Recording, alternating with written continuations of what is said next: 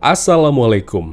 Ada film yang sudah seharusnya punya sequel. Ada pula film yang sepertinya udahlah cukup jadi standalone, nggak perlu ada kelanjutan, universe, bla bla bla bla bla bla. Ya kayak film The Exorcist ini, pertama kali rilis itu tahun 73. Menurutku itu masih jadi film horor kesurupan terbaik.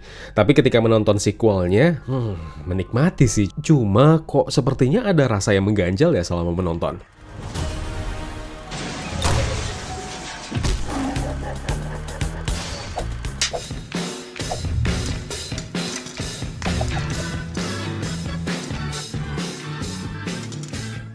Enggak kok, bukan berarti filmnya jelek, bagus-bagus aja, masih sangat layak ditonton, menyeramkan tapi memang bukan dalam konteks bikin parno. Jump scare tipis-tipis doang lah. So, sepenakut apapun kalian sama film horor, The Exorcist Believer ini masih nyaman buat disaksikan. Cuma, ini harus digarisbawahi karena dikasih embel-embel direct sequel dari film lawasnya, kok. Film ini disutradarai oleh David Gordon Green yang juga menggarap trilogi Halloween. Film ini menceritakan tentang dua gadis remaja, ada Angela yang diperankan Lydia Jawad dan juga Catherine yang diperankan Olivia O'Neill. Sejak kehilangan keduanya berhari-hari di hutan dan kembali dalam kondisi tidak lagi normal dalam tanda kutip. Mereka kembali dengan kondisi tubuh yang luka-luka. Keduanya mengalami kerasukan setan. Setan yang sama yang pernah merasuki Regan McNeil di film The Exorcist pertama. Sementara itu, ayah Angela, Victor, yang diperankan Leslie Odom Jr., seorang ateis ini berusaha mencari bantuan dari gereja untuk menyelamatkan putrinya. Sementara dari keluarga Catherine, mereka penganut Katolik taat, ini juga mencari cara tersendiri untuk mengatasi kerasukan yang dialami putri mereka, yaitu Catherine. Gimana ya, kalau dibilang nggak menikmati, ya menikmati. Cuma rasa yang mengganjal sepanjang nonton The Exorcist Believer ini emang nggak bisa dihindari, Wak. Kenapa pada akhirnya aku bilang di awal tadi, ada film yang seharusnya tidak perlu ada sequel sama sekali dan ada yang perlu.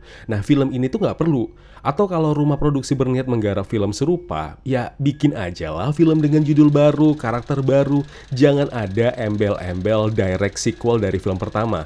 Aku harus jujur nih, filmnya nggak bisa mengembangkan karakter-karakter dan ide-ide yang ada di dalamnya. Terlalu penuh dengan tokoh-tokoh dan plot yang tidak terhubung dengan baik. Bahkan hal-hal yang penting aja di film ini itu diabaikan begitu saja. Nggak ada kejelasan yang spesifik gimana tuh setan bisa masuk ke kedua gadis ini dan bagaimana si setan itu sama pula dengan setan yang pernah ngerasuki Regan McNeil. Kemudian latar belakang si Victor sebagai seorang ateis nggak dijelaskan juga. Apalagi ketika dia bisa melihat halusinasi tentang bojonya.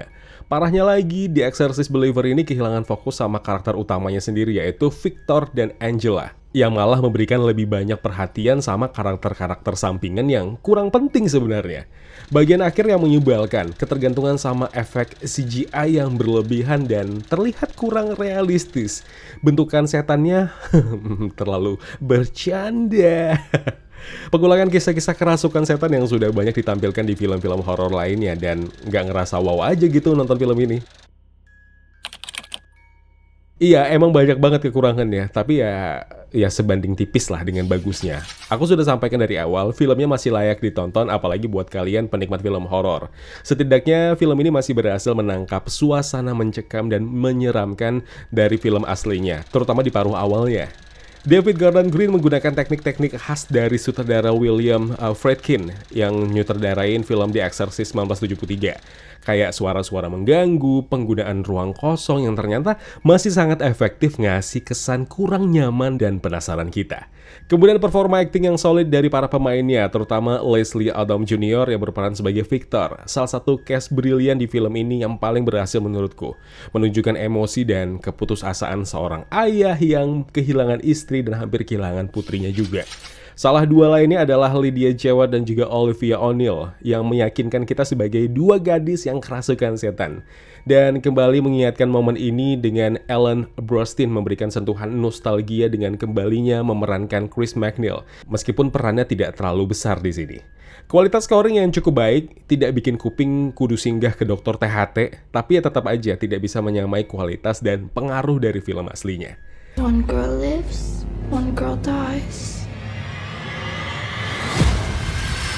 Kalau kalian penggemar berat film horor, mungkin Kisanak akan menikmati film ini sebagai hiburan semata doang. Tetapi kalau mengharapkan sesuatu yang lebih dari sekedar pengulangan kisah-kisah kerasukan setan yang sudah banyak banget ditampilkan di film-film horor lainnya, mau itu film horor lokal ataupun film Hollywood, ya mungkin kalian akan kecewa lah.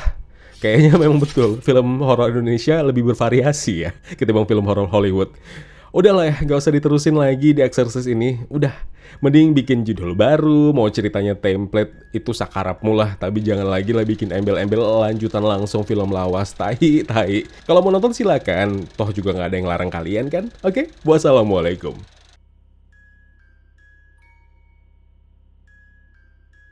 Ya kawan-kawan, terima kasih telah menonton video review ini. Jangan lupa klik tombol like-nya kalau kalian suka, klik tombol dislike kalau tidak suka. Klik juga tombol subscribe dan bel notifikasinya, biar nggak ketinggalan review film terupdate lainnya. Kalau gitu aku Zain pamit undur diri, terima kasih. Jaga kesehatan, tetap positif, dan jangan lupa bahagia.